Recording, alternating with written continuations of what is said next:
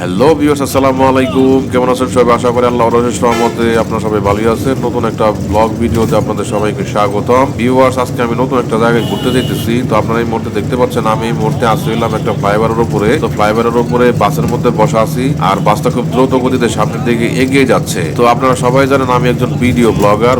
সুযোগ পেলে আমি বিভিন্ন জায়গায় ঘুরতে যাই এবং ভিডিও করি। তো ভিউয়ার্স, আজকে আমি যাইতেছি নারায়ণগঞ্জ। হ্যাঁ বন্ধুরা, আজকে আমি নারায়ণগঞ্জ যাইতেছি ঘোরার জন্য। তো এখন প্রশ্ন হচ্ছে আমি নারায়ণগঞ্জ কোথায় যাচ্ছি? আমি আসলে আজকে নারায়ণগঞ্জ যাচ্ছি সোনারগাঁও জাদুঘর ঘোরার জন্য, যেটা লোক ও কারুশিল্প জাদুঘর নামে সবার কাছে পরিচিত, আর এটা বাংলাদেশ লোক ও কারুশিল্প ফাউন্ডেশনের আওতাভুক্ত। তো বাসে চড়ে নারায়ণগঞ্জ যাইতে যাইতে আশেপাশের রাস্তার যে পরিবেশটা আছে সেটা আমি আমার ক্যামেরায় ধারণ করার চেষ্টা করেছি। প্রথমত আজকে আকাশটা খুবই মেঘাচ্ছন্ন, আর আমি যখন ভিডিওটা করেছিলাম তখন বাসের জানালা বন্ধ ছিল, আর যার কারণে চলমান বাসে চড়া অবস্থায় ধারণ করা বাহিরের এই দৃশ্যসমূহে কিছুটা আবসা আবসা ভাব আছে। তো বাসটা নারায়ণগঞ্জের দিকে চলতে চলতে একটা টোল প্লাজার মধ্য দিয়ে এখন ক্রস করতেছে। তো সোনারগাঁও জাদুঘর দেখার পর যদি আমি পর্যাপ্ত সময় পাই আমি তাহলে পানামনগরও যাবো, এটাও নিয়াত রাখছি আজকে। আমি ছোটবেলায় বইতে পানামনগর এবং সোনারগাঁও জাদুঘরের নাম দেখেছি এবং পড়েছি। আমি নিজে ফ্যামিলি সহ ঢাকায় বেশ কিছুদিন যাবত আছি। তো অনেকবারই নিয়াত করেছি এসব জায়গায় ঘুরতে যাওয়ার জন্য, বাট কখনো আসলে সময় সুযোগ পর্যাপ্ত পরিমাণে হয়ে ওঠে নাই আর কি। কিন্তু আমি আজকে হুট করে সিদ্ধান্ত নিয়ে ফেলেছি আমি সেখানে যাবো এবং ঘুরবো। পাশাপাশি চেষ্টা করব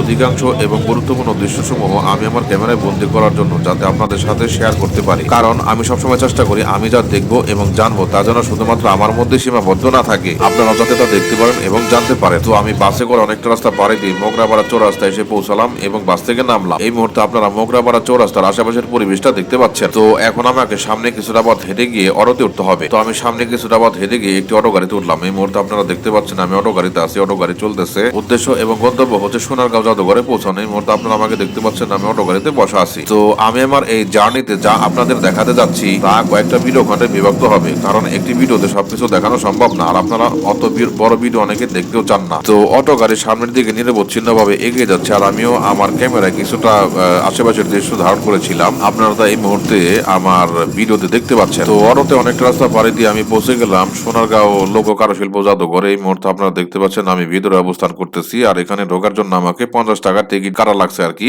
আর এরই ভেতরের একটি অংশ হচ্ছে সর্দার বাড়ি, যেখানে ঢুকতে আপনাকে আরো 100 টাকা ব্যয় করতে হবে, অর্থাৎ 100 টাকা দিয়ে আপনাকে টিকিট কাটতে হবে। তো সর্দার বাড়ির ভেতরকার দৃশ্যের ভিডিও আমি অনেক দেখেছি ইউটিউবে, আর বাহির থেকে মনে হলো না যে ভেতরে খুব বেশি কিছু আছে, আর এজন্য আমি শুধুমাত্র 50 টাকা টিকিট দিয়ে এই সর্দার বাড়িটুকুর অংশ বাদে সমগ্র জাদুঘরের অ্যাক্সেস নিয়েছিলাম। তো এই মুহূর্তে আপনারা দেখতে পাচ্ছেন ভিডিওতে সর্দার বাড়ি, এটা জাস্ট বসবাসের জন্য সে আমলের সর্দারদের জন্য একটি বাড়ি। তো ভিউয়ার্স, আমার এই নারায়ণগঞ্জ জার্নিতে আপনাদের সামনে উপস্থাপন করার জন্য অনেক কিছু আছে। তো পরের ভিডিওর জন্য আপনারা আশা করি অবশ্যই আমার চ্যানেলে চোখ রাখবেন এবং চ্যানেলে সাবস্ক্রাইব করে দিবেন, কারণ এই জার্নিতে আমি সোনারগাঁও জাদুঘর এবং পানামনগরের অনেক গুরুত্বপূর্ণ এবং সুন্দর সুন্দর ভিডিও আমি ধারণ করেছি। তো ভিউয়ার্স, আজকে এই পর্যন্ত। সবাই সুস্থ থাকবেন, ভালো থাকবেন, আল্লাহ হাফেজ।